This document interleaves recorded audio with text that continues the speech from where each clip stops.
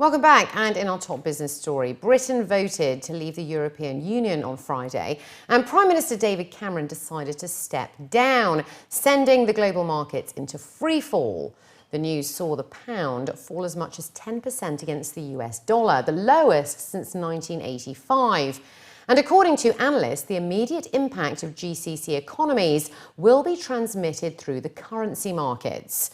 Economists have also stated that the bilateral trading landscape between the GCC and the UK may not necessarily be harmed by Brexit, and that GCC investments into the UK may begin to look a lot more attractive due to a weak sterling.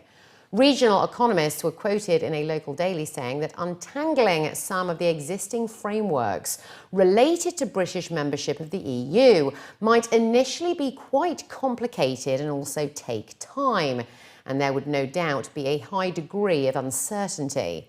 Financial market volatility would probably only add to that uncertainty, but once the dust has settled, it may well be that any weaknesses in sterling will be seen as generating significant new opportunities. It was also noted that markets could overreact in the short term, followed by a snap back as investors digest the news. And continuing with Brexit, it was also noted that tourism and real estate could get hurt, but it paves the way for bilateral FTAs between the UK and the GCC. Richard Portes, the professor of economics at the London Business School, was quoted in a statement saying that short-run risks include a real estate crash, at least in London, and an exchange rate crash. He added that more than 50% of UK exports go to the EU, and the fall in trade will hit exports and the activity of the economy. The result will also lead to uncertainty as the UK enters into a lengthy period of negotiation with trade partners.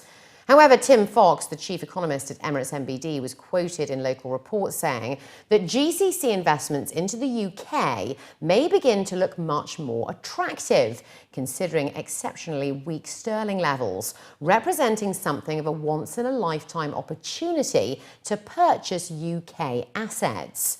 Meanwhile, officials from Clutton stated that those from the Arabian Gulf eyeing up a London residential asset will find it 31% cheaper than it was during the last market peak in Q3 2007, suggesting that we may be on the cusp of seeing a significant resumption in property investment activity in the British capital.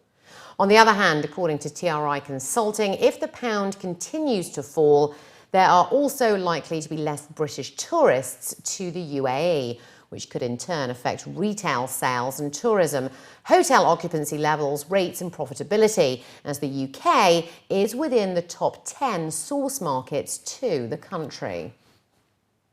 Comfortable airport terminals will be key in order to grow the number of passengers at the GCC's $100 billion worth of airport projects, including Bahrain, Saudi Arabia, Kuwait, Oman, Qatar, and here in the UAE.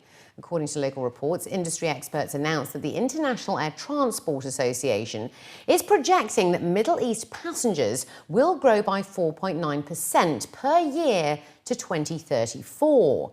Dubai International Airport, the world's busiest, and Al Maktoum International Airport are set to have one of the world's largest capacities at 160 million annual passengers.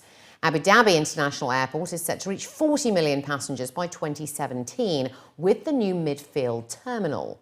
Quoting experts from Hunter Douglas, which is the international airport consultancy based in the Netherlands, the report added that as Middle East airports expand, aesthetic and acoustic considerations are also vital for growing passenger numbers and providing a high-quality traveller experience, whether waiting, dining or shopping.